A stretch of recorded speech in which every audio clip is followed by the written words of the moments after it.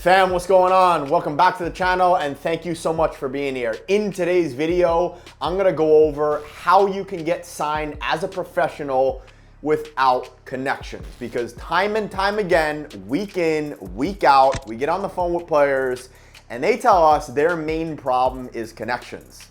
But then when we dive into their routine on how they train on and off the field, how they eat, how they sleep, how they network, and how they make money online, they have no idea how to do any of it. So you're not missing connections. What you're actually missing is a proper plan, a proper routine, and a proper way on exactly how to get signed as a professional. So that's everything I'm gonna go over in today's video. Enjoy. Before we get into the video, what you need to realize, if you're getting into professional football, this is a very, very, very hard industry.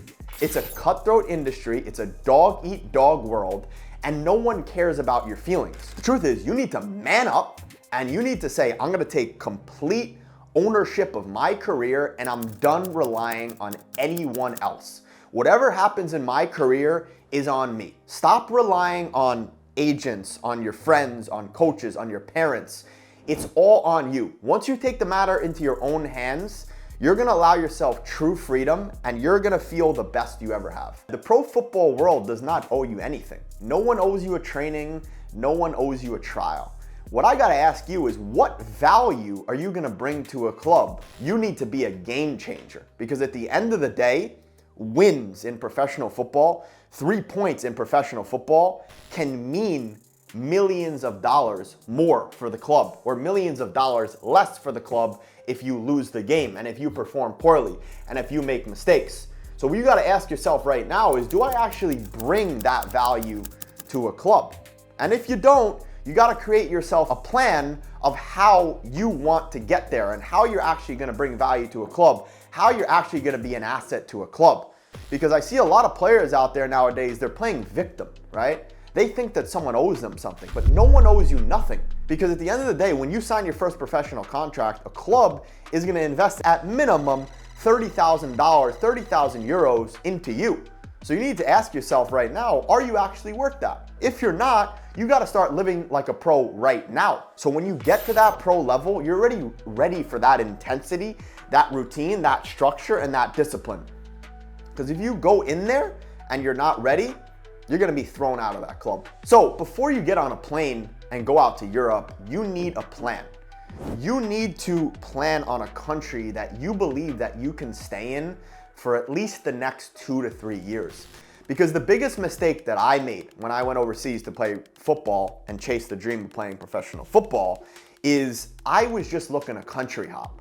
I was just looking to rise up the leagues. Instead of staying in one place, on one club, on one team for, at least 1 year, 18 months, 24 months, developing at that club and then moving up. Instead, what I was doing is I was listening to friends, I was listening to family, and they were saying, Rick, why are you playing at the 6th tier in Germany? You could be playing Division I college right now, studying, but you're playing 6th tier Germany? Why are you doing that, right? So I kept hearing those voices in my head and I kept saying, dude, I gotta move up, I gotta move up, I gotta move up. And what ends up happening is you're rushing the process. So instead, take a deep breath, expand the lungs, expand the chest, and tell yourself you wanna move fast, but you also wanna move slow. If you're not worth at least $30,000 to a club, you're not gonna become a professional yet. So what you need to do is you need to start in the lower leagues and then you need to work yourself up. The first thing I would do if I were you is I would choose a country, right? Based on your passport, based on the style of play, based on the languages you speak, right? From there, you're gonna do the research on the possible visa options. So I'll give you a simple example. What we like to do with our players is we like to take them to the Balkan countries. For example, Croatia, Bosnia, Serbia, Kosovo, right? We like Azerbaijan, we like the Baltic countries, Latvia, Lithuania, Estonia, we like Romania, Bulgaria. Research the countries that you believe that you can possibly succeed at. If you're a younger player, Germany is also an excellent option. It's easy to get a student visa there. It's easy to get some type of visa to stay there for a while. but you have to do the research for yourself, right? If you want to work directly with me and you want me to do the research for you and actually get you opportunities, we can do that. All you got to do is fill out the quiz below, you'll hop on a call, and we'll see if you're the right fit to work with us. But if not, you can do it yourself. Everything I'm going to tell you in this video, everything in my content shows you exactly how to do it for yourself. Step number 2, save your money. Work a job at home and save up at least $10,000 before you make your move overseas. Because the truth is, it's gonna cost you to take flights. It's gonna cost you to have living. It's gonna cost you to have food, right? So what you need to make sure is you have enough money in savings. Step number 3, make sure you get a remote job where you're making anywhere from an additional $1,000, $2,000, $3,000 a month to support your professional dream. Because at the end of the day, those savings are gonna run out. So if you have $5,000 to $10,000 in savings plus an additional $1,000 to $2,000 coming in per month, you're gonna be chilling, right? And then what I'm gonna explain to you here is you essentially, for lack of a better word, use the salary from a club as kind of like play money, right? So you use the club to help you with your expenses, right? With your food, with your housing, with maybe some gym memberships, right? And then all the money that you're making online, you can put into yourself. You can reinvest back into yourself. So you need to start thinking the smart way. So step number 4 is you need to plan all your gear, right?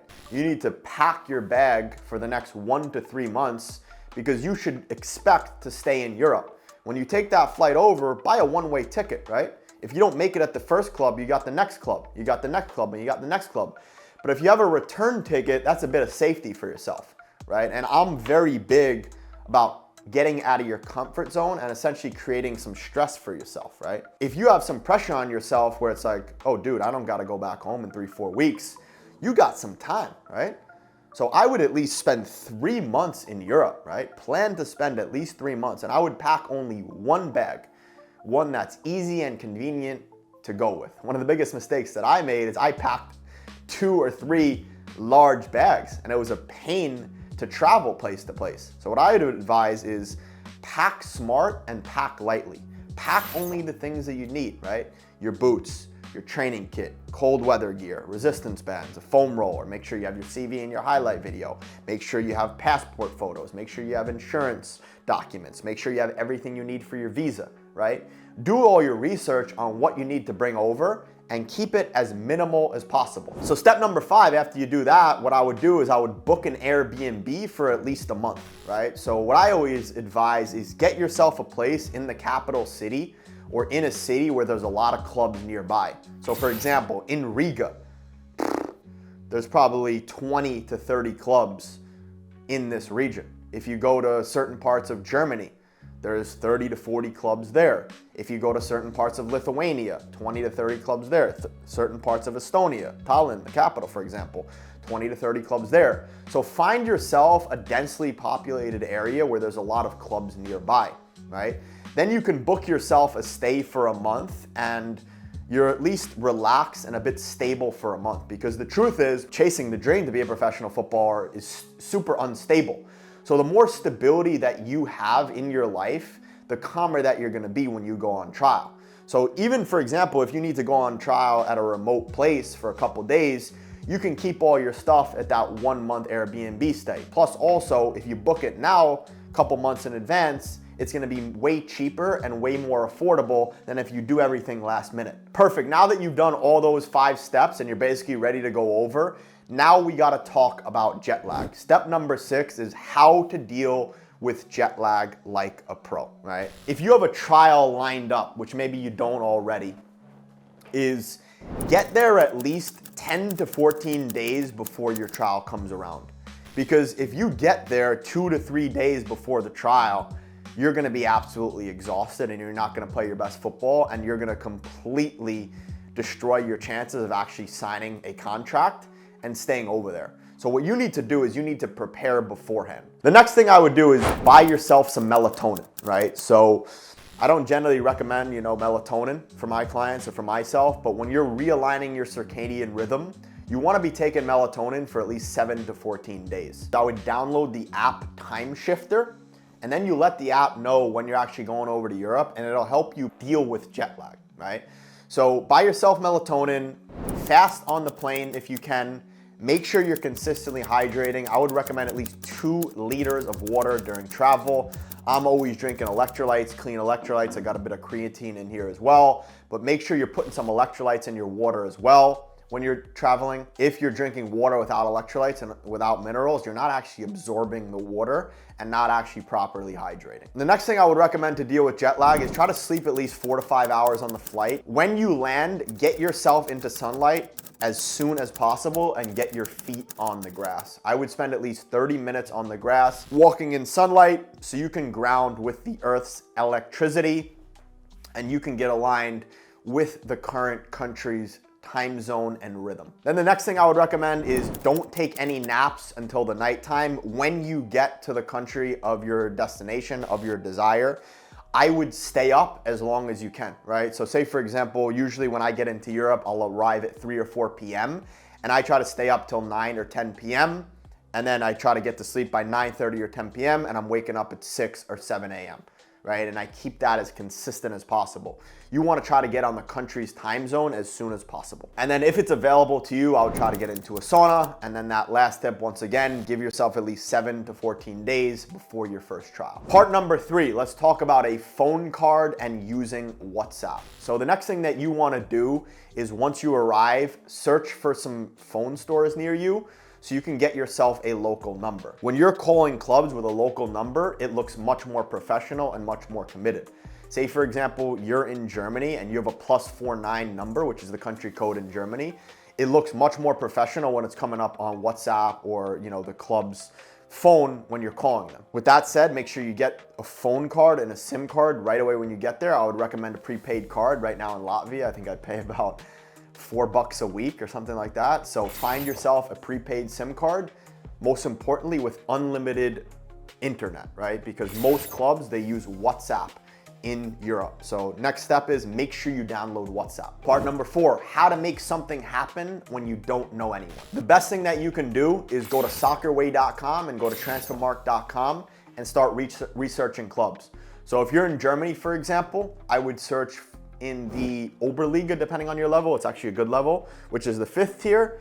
Search in the Landesliga and search in the Bezirksliga. Depending on the region that you're in, you can start contacting clubs. For you, I would recommend 5th, 6th, or 7th tier and start there, right? Call clubs and just ask to come train, right?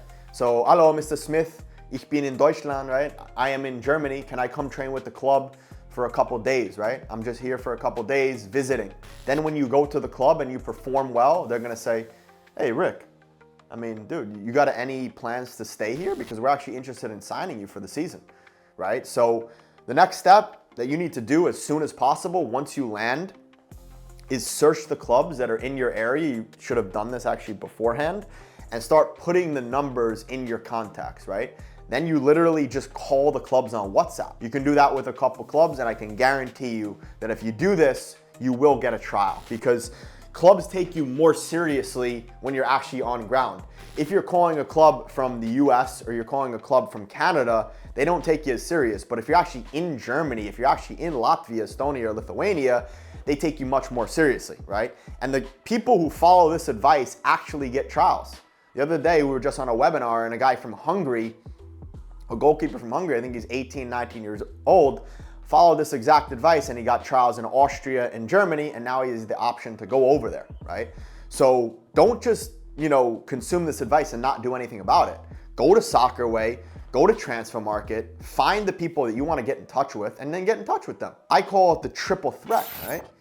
DM on Instagram, DM on LinkedIn, email, actually the quadruple threat, and then phone number, right? And you can find all that stuff on Soccerway and Transfermarkt. And then as I said, very simple message you can say to someone. Hey, Coach Smith, I'm currently in Nuremberg right now. I'll be here for the next 2 weeks. Would you mind if I just come train with you guys for a couple days? Boom, very simple. In the door, no pressure on the club.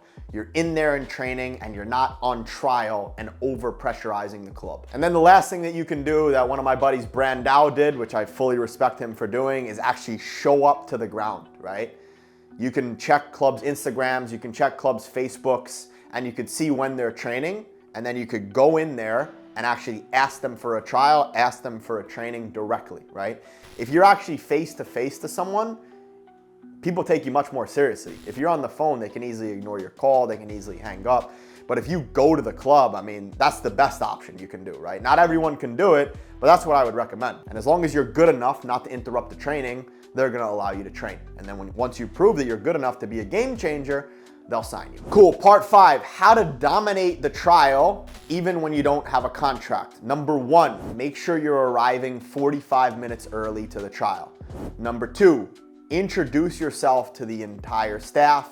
Be very friendly with the teammates and actually make legitimate friends. Number 3, don't go off and do your warm-up alone. Play rondos, play two-touch with some of the boys, some of the girls, and actually develop some banter, actually develop some trust with the club. Number 4, as I always say, don't overdo it, right? Fit in first and then stand out. Find out how the club plays. Find out what the coach wants from your exact position. Do everything that they want of that exact role. And then once you feel good enough, step number 5, start to rely on your strengths and take some more risks. But I would say the first couple days, gain the trust, gain the respect of the coaching staff as well as the teammates by not losing the ball, right? That's one of the most important things. Don't lose the ball. Play simple, play effective, and then once you feel really good into the rhythm of the game, you can start to rely on your strengths. Step number 6, listen to every drill like your life depends on it. The last thing that a coach wants is for you to come in to a training session and you're not understanding their drill and you're screwing up their training session. The last thing a coach wants is for you to interrupt the flow of their training, because that's what they're all about. They've been planning their trainings every single, for the whole entire week. And if a foreign guy comes in and screws it up, it's not going to be a good look on you. So what I would recommend is go to the back of the line, listen first, find out what they're exactly doing. And if you have questions, ask a teammate who speaks good English. Number 7, don't be a prima donna. Pick up cones, pick up pennies, fill up water bottles, and move goals. Don't go to the locker room too early, and make sure you're helping set up and clean up. Number 9, encourage your teammates. Be a leader, right? Be a leader, be positive, but obviously don't be overly positive, right? Don't be that weird guy who's complimenting everyone. One of the biggest mistakes that I see Americans do is they are way too loud when they first come into a training session, right? Europeans are much more reserved, much more calm. So don't be saying, ball, ball, ball. No, don't do that, right? Number 10, and most importantly, stay after the training and find a buddy or find a teammate who wants to do some extra work with you. And then number 11, a bonus tip, make sure you shake everyone's hand and tell them you'll see them tomorrow, because that shows the confidence that you've performed well and you're invited back for the next training session. Wrap up the day, wrap up the session, go back, make sure you do your recovery, come back fresh the next training session, and perform even better. Part number 6, lastly, I've made every mistake in the books, right? Listen to all this advice that I've just given you, actually soak it in, and start implementing it. If you do this, I guarantee you that you will sign with a club, right? You will get into a club. So last tips, pick one country, commit to staying there for at least 2 to 3 years. Number 2, learn the language. Number 3, build relationships with people, with coaches, with players. Number 4, get a proper Airbnb and actually build a relationship even with the host of the Airbnb. Maybe you can stay there for 6 months to a year. Number 5, network every chance you get. Don't just network within football, network outside of football.